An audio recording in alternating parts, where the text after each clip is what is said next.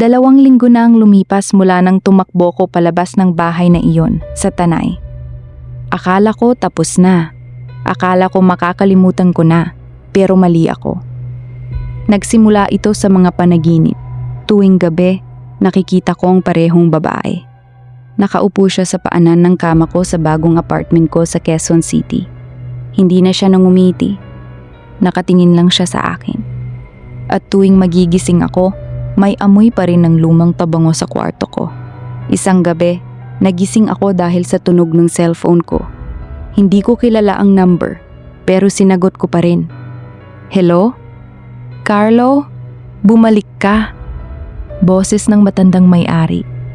May nangyari pagkatapos mong umalis. Mas malala pa ngayon. Kailangan mo siyang tulungan. Kailangan niyang makahanap ng mga anak niya.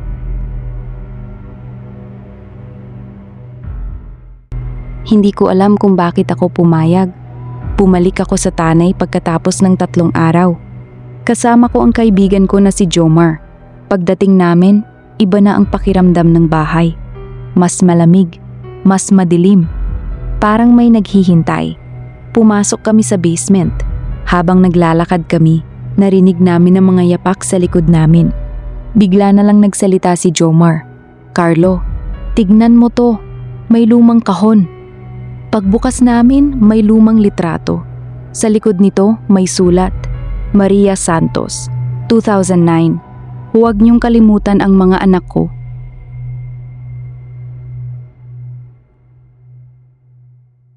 Habang tinitingnan namin ang litrato, narinig namin ang pagsigaw mula sa taas. Parang 2 bata na umiiyak. Tumakbo kami pabalik sa living room. Doon namin nakita siya, hindi lang siya. 2 pa sila, ang mga anak niya. Nakatayo silang 3 sa gitna ng kwarto. Ang ina ay nakangiti, pero may luha sa mga mata niya. Hanapin niyo sila, bulong niya. Nasa ilalim sila, nasa ilalim ng bahay. Kinabukasan, tinawagan namin ang pulisya.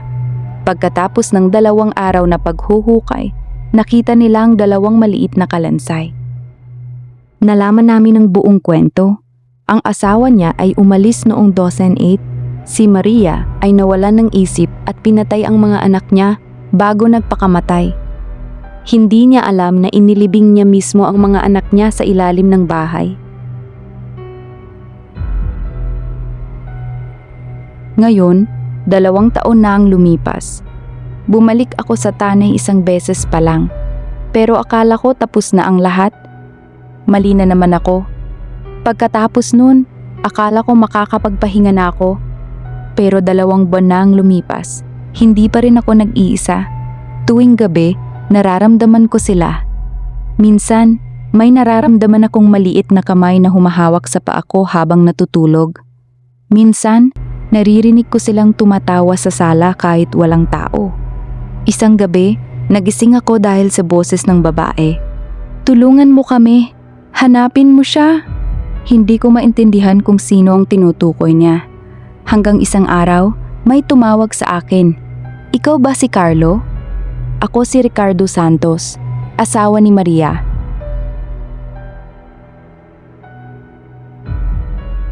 Naramdaman ko agad ang lamig sa buong katawan ko.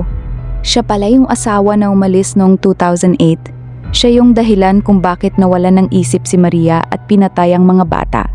Nagplano kaming bumalik sa Tanay. Kasama ko ulit si Jomar at kasama rin namin si Ricardo. Pagdating namin sa bahay, iba na ang pakiramdam. Parang may galit na nagbabadya. Agad na nagsimula ang kaguluhan. Ang mga bintana ay biglang nabasag. Ang mga pinto ay nagbubukas at sumasara ng mag-isa. Ricardo ay nagsimulang umiyak. Maria, pasensya na. Bigla na lang numitaw si Maria sa harap namin.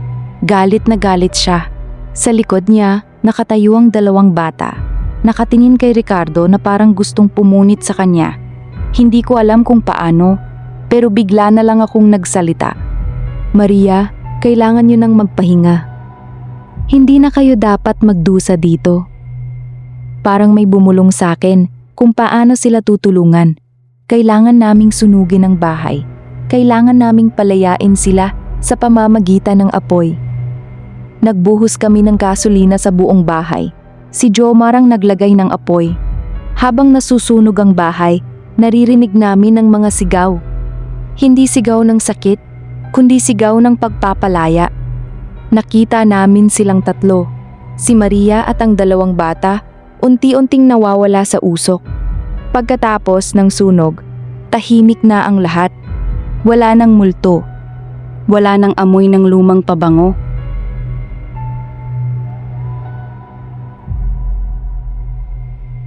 Akala ko tapos na talaga.